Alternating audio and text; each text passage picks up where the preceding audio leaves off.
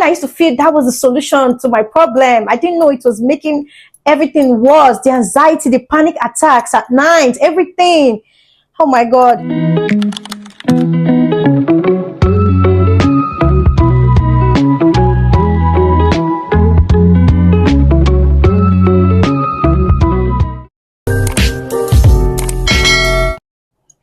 Hello guys. Oh my God. I know.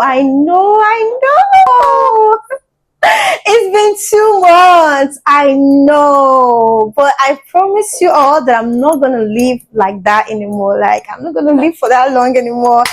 Actually, I was just like working on myself, and I wanted to bring nothing but the best. You know, this channel is all about healing, glow up, and grow up. So I'm still trying to heal, okay? And I'm still trying to be that girl.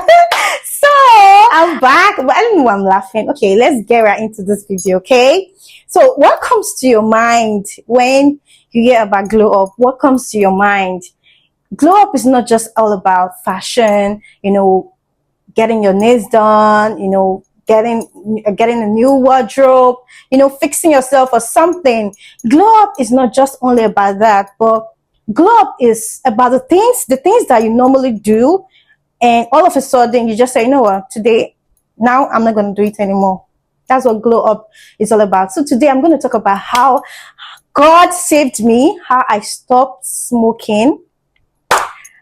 This is my story. This is the real truth and nothing but the truth. So back then, right, I used to feel that, you know, I used to feel like smoking is gonna help me. Actually, it's not like I used to feel. Anytime I smoke, I feel there's this, oh my God, how do I say it? There's this boldness I have.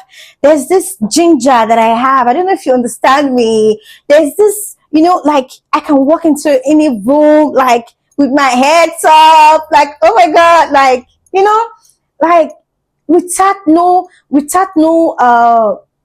how will I put it, the right word to put, without me not getting shy, you know, like when I even walk into a room, like I don't even look at your face, like I step into the room like I own it. That's the kind of boldness I used to feel that smoking gives me, because back then I used to be this very, very shy girl in school.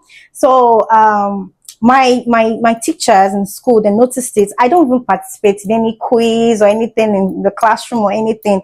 I don't do that. If maybe I have a question to ask my aunties or my teachers and everything, I'll wait till after the end of the class, right? When they are leaving the classroom, I'll just go and meet them like, hello, auntie, like I ask them my questions and be like, why don't you ask me in the classroom? You know, other students could learn from it, from your questions, because you actually ask the right questions. Why don't you? But I'll be like, I'm shy. They'll be like, why are you shy? But I don't know. I feel this thing has always been a part of me, right from when I was a child, like when I was a kid. But my mom, like I feel my parents didn't really pay attention to that. Maybe they noticed, but they didn't really pay more attention to that. To be honest, I won't say my parents didn't try. They tried. Do you understand? They tried to push me, but I don't know. I was still feeling shy. Even back then in church, I used to sing. I used to be a chorister. I started singing at the age of 12. But that's, by the way, that's another story for another time. So yeah, I used to sing and everything, but I don't like. Even when I hold the mic, I used to like. I don't know. Like there's this. Oh my God! I used to shake when I'm in the water. Like I used to. You will know, oh my God, this guy is shy. Do you understand? That was one of my problems growing up. Do you understand? I don't even talk to people. The only people I talk to in the house is just like my siblings, you know, and everything, and people that I'm really, really close with. You understand? So that became a problem, even in school. Like when we write exams, I pass my exams, you know, I have a nice handwriting. Teachers will be like, rookie, like you have a nice handwriting, you can write well, you pass your exams. So why don't you, like, you know, participate in school, in class and everything? So they knew my problem. Even the thing became a problem for me, even when like when I did my project, I noticed everything was perfectly well. But when it came to the part where I can come to the front of the classroom to defend it, it became a problem. Do you understand? That was during that time, because I know that that's the big requirement as a final year student. If you're doing your project, right, you need to defend it in the front of lecturers, teachers, your colleagues, your students, and everything, right? So that was the time I started smoking. So back then, I used to date, because don't judge me, guys, I'm not perfect. So this is just the truth, right? So I had this, I used to date this guy in school. So this guy, I felt this guy understands me, like he knows me well. So he knows my problem, right? So, and this guy used to, do you understand? He used to smoke, smoke weed, stuff like that, and stuff like that. So, so I don't know why I'm not shy saying this anymore, because I feel there are some people going through the same stuff with me. So there's no need to be ashamed. Just say it, because I'm free, and I'm free. And thank you, Jesus. Thank you. So let's go back to the story. So then he used to give me weed. I would drag like two, drag it. Then when I go into school, when I walk into the campus, oh my God, I have this confidence. I have this, the things that I don't normally do, the things that I don't do on a normal day, like I find myself doing it, like without me not being shy, I have this courage. Do you understand? So like I used to feel, when I smoke, I have this confidence. Do you understand? I walk into any room, like I own it. Do you understand? So at first I was like, oh my God, this is the solution. So that became a problem. I was not doing it constantly. I was not like addicted. I was just like, once in a while, if I'm going for important occasion, when I know that, okay, there are a lot of people going to be there and I can't talk, I would smoke a little bit before leaving the house, stuff like that. So whenever I go out, right, people will be like, girl, you are bold. Like, I love the way you talk. And I love your vibe.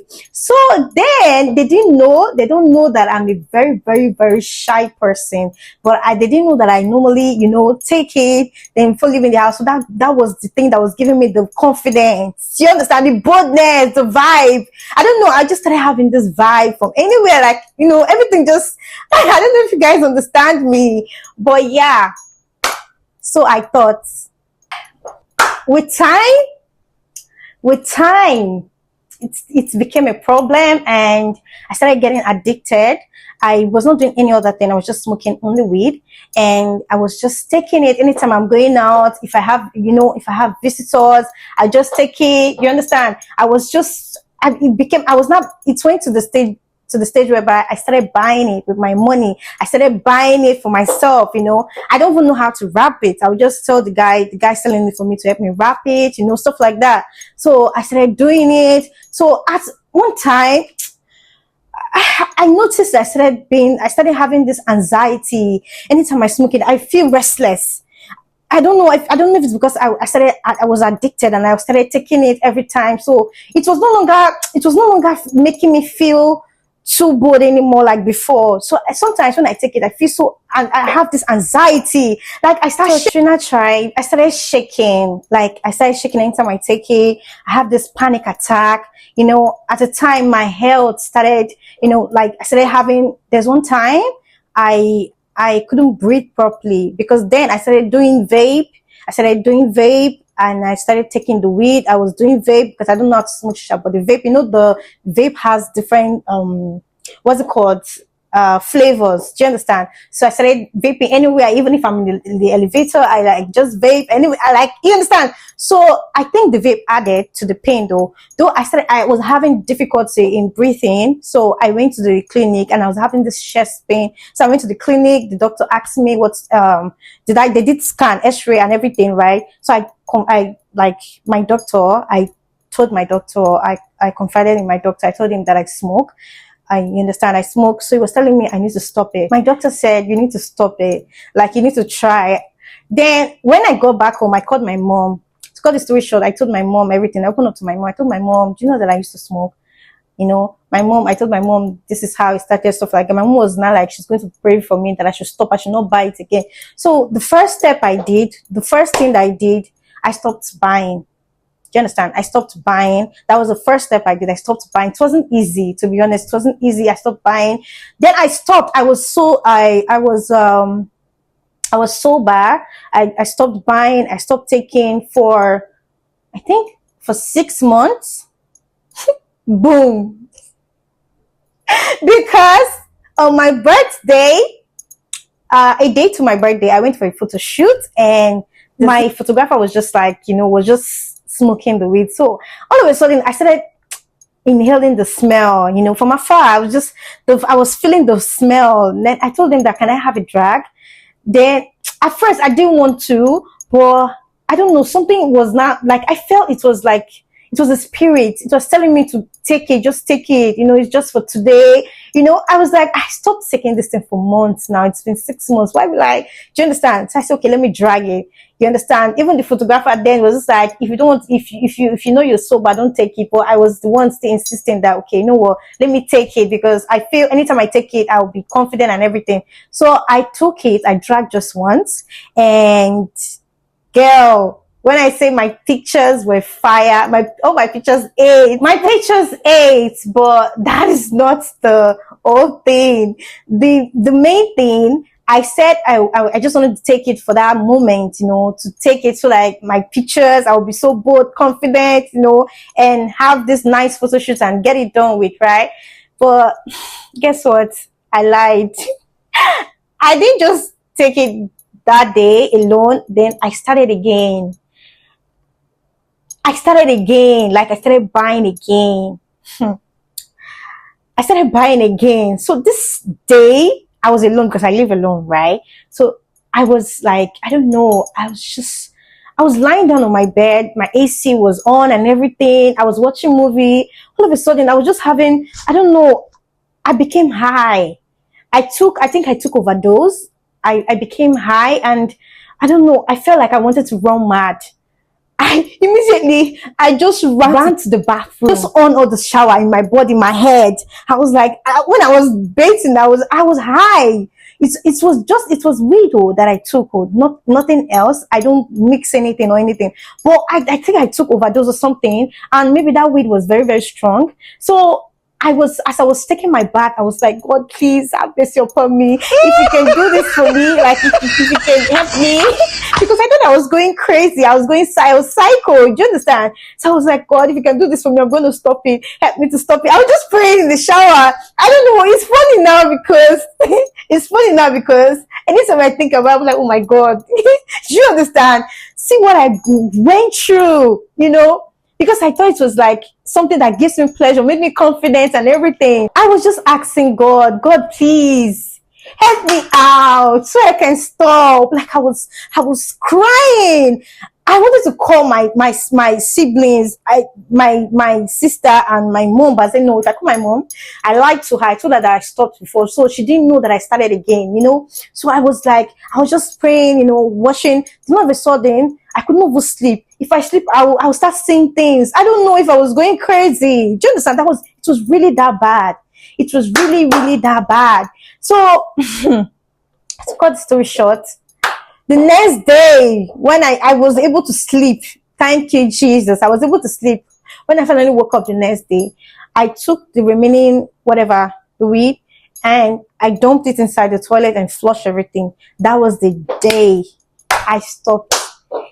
I don't like being around people that smoke it anymore because I don't want to fall into temptation. To be honest, it wasn't easy at all. It was very, very tough. It was hard. That was the day I stopped. I just say thank you, Jesus, because I felt God wanted me to see that this thing wasn't the thing giving me confidence. It was just destroying me slowly. Do you understand? Then I started practicing. I started praying and asking God that, you know what, God, please help me to be more confident, not to feel shy, to be bold. Do you understand? Like, why will I always feel shy? Even when I know what to say, what to do, I will feel shy. I will not feel confident in myself. Do you understand? So this story is really, really personal, and this is my story. I don't just come here and say someone else's story. This is me. This is how my glow up journey started.